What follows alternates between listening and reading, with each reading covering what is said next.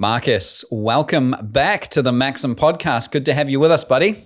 Thanks, Jason. Good to be here again. We are talking about a column that you've written for Maxim, Don't Believe in God, Why You Still Need Religious Freedom. Now, this column comes out of a research paper that we have released just last week called Eroding Our Conscience, Why We Must Shore Up Religious Freedom in Aotearoa, New Zealand. Yes. It's a big topic, and the paper attempts to demonstrate that religious freedom is a cornerstone of our democratic, free, and pluralistic society, and to say that religious freedom is not just for religious people. So tease that out for us a little bit, Marcus. How do we attempt to do that? Yeah, sure. First of all, I'd just like to say that the title of this week's column was Don't Believe in God, ? Not Don't Believe in God, ! It was a question, not an imperative. It's all in the inflection, right? The upper inflection. Sorry about that. It's quite a different column, that other one. So it's a big topic, as you say, Jace, the importance of religious freedom. And the paper that I've been writing for the last little while, it's been published just recently, is trying to address, well, why should we care about religious freedom? Why is it important to protect religious freedom in New Zealand? Why do we have it as part of our Bill of Rights Act? And the answer I come to is effectively that it's good for all of us, whether or not we believe in God, that it's important for our society as a whole, but it's also important for each of us as individuals, again, whether or not we believe in God.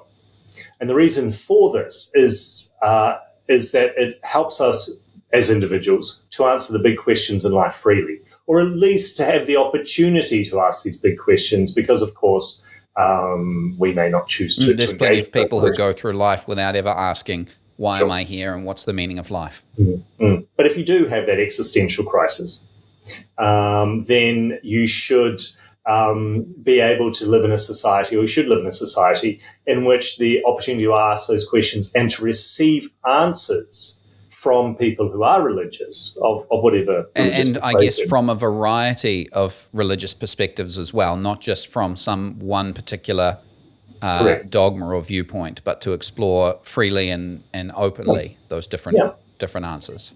And this is important for atheists as well. It's not just for religious people to hone their religious arguments, but also for atheists to test their answers to the life's big questions, to perhaps strengthen their own arguments, say, oh, no, actually, I'm quite happy that the religious arguments don't hold any water for me, or potentially to change.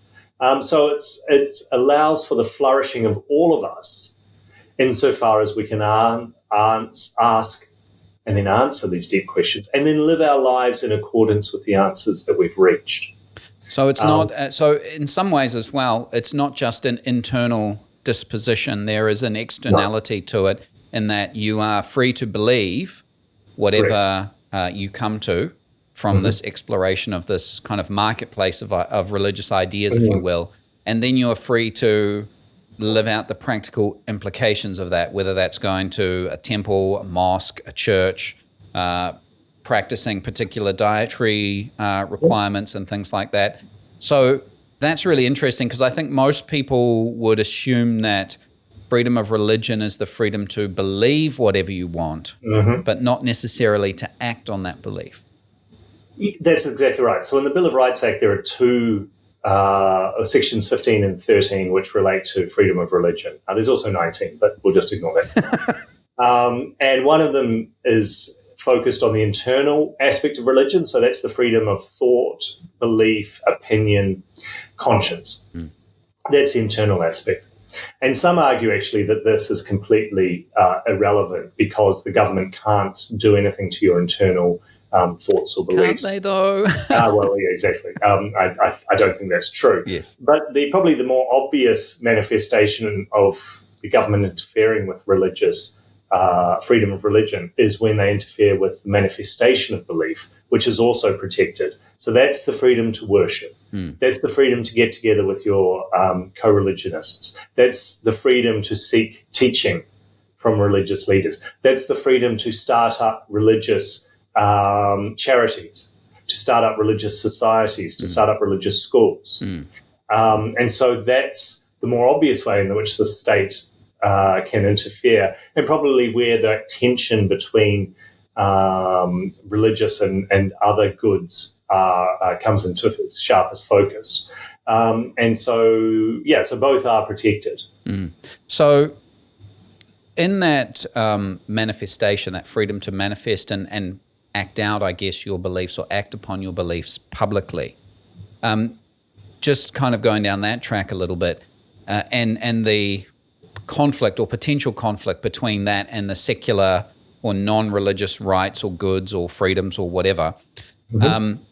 You make the point in your column that that religious freedom is actually able to hold power or the government to account. Is that part of that conflict? And if so, how do those kind of work in that sense?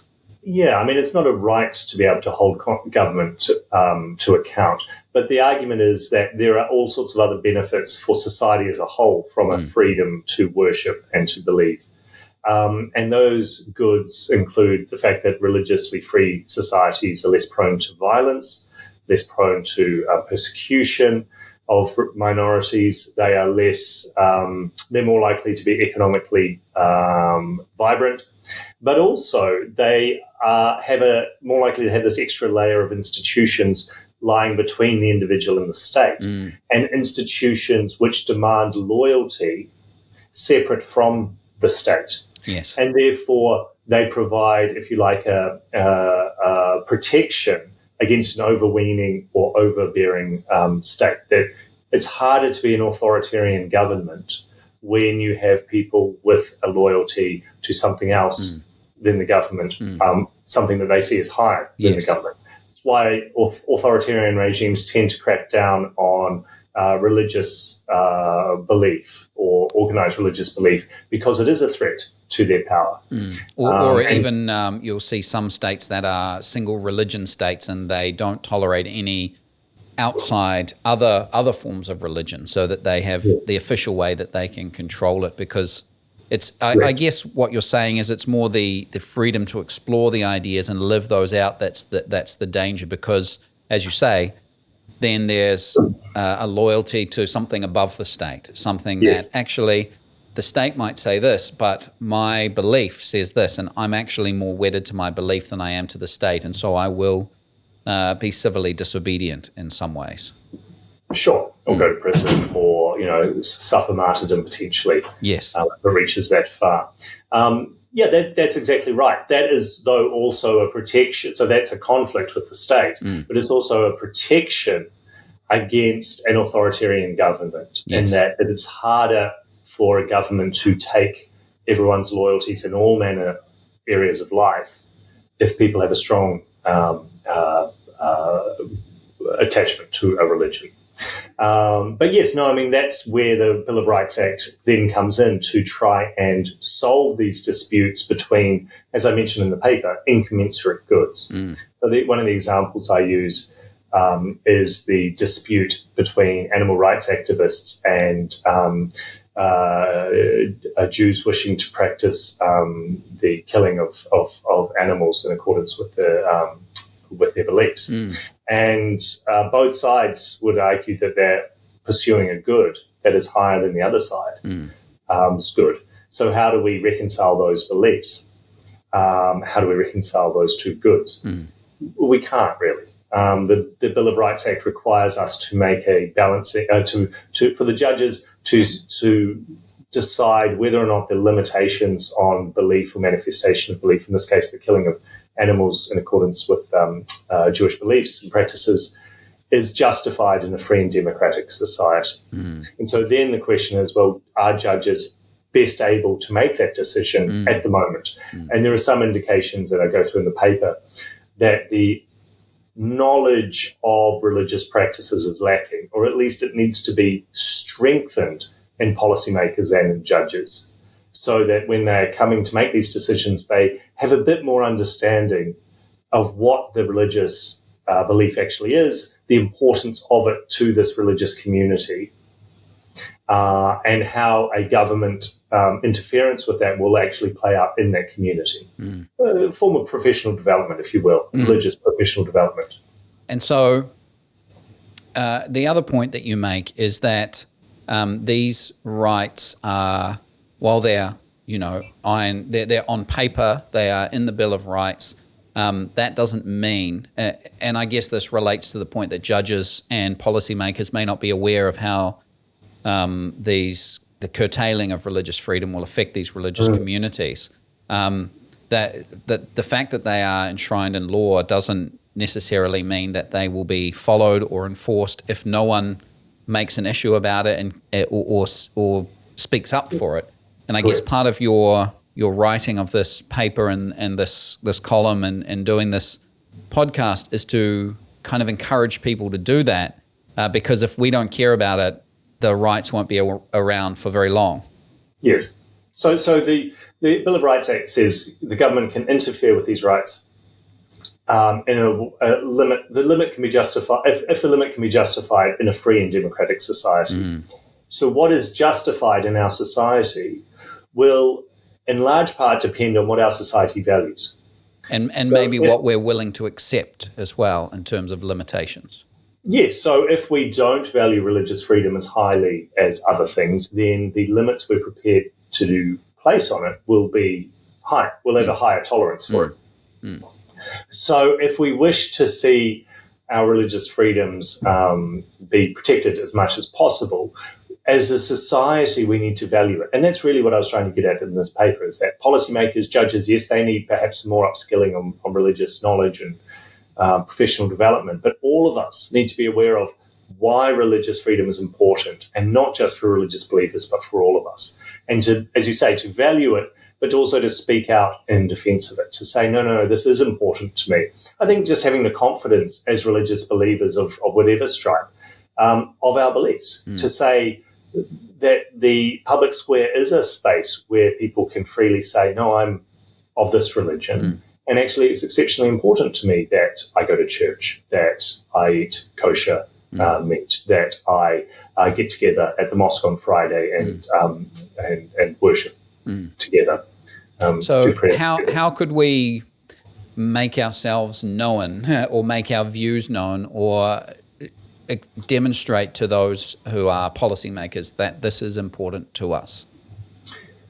All sorts of ways. So the first way is, I think, in the public square, in the public debate, I think be more open around religious faith and the fact that many, in fact, all our beliefs at heart are stemming from what we value and what our view of humanity and our end goal is. That will those big questions, right? That's right. They lie at the basis of all our secondary questions around, well, how should we order society? What are the goods in society? So being more open about that. I think that's the first step. But secondly, all of us, whether we're in the public square or not, can make the importance of our beliefs known through talking to our local MPs, through select committees when it's important, perhaps even supporting those who are taking cases. So I mentioned in my research a couple of cases where groups of churches and other religious institutions have got together and taken cases against the government for breaching their Bill of Rights, freedom to worship. So there's all sorts of ways you can support that if you find out about it. Even the support of saying, hey, that's great, thank you for doing that for us. There are various organizations that are tasked with protecting religious freedom, some of them, akin to the Free Speech Union, but in the religious freedom sphere, thinking about supporting those. But I suppose also being open and accepting that there are some things more important, perhaps, in certain circumstances than the law. So civil disobedience in the end is, I'm not recommending any particular instance of it, but I'm just saying that is your faith actually important? Well, if so, what are you prepared to do for it? That gets attention as well. Yeah. Wow. Big questions for us about the big questions, Marcus, in today's podcast and the column this week. Thank you for being with us. Thank you for writing this important research and bringing it to our attention and encouraging us to speak up. And so hopefully we'll see more people being more transparent about how their faith is undergirding their reason and the reasoning that they have, and speaking to their MPs and speaking up for this important right, which seems to be cornerstone for many of our other rights. So thanks for being with us, Marcus. No, thanks, Jace, for having me.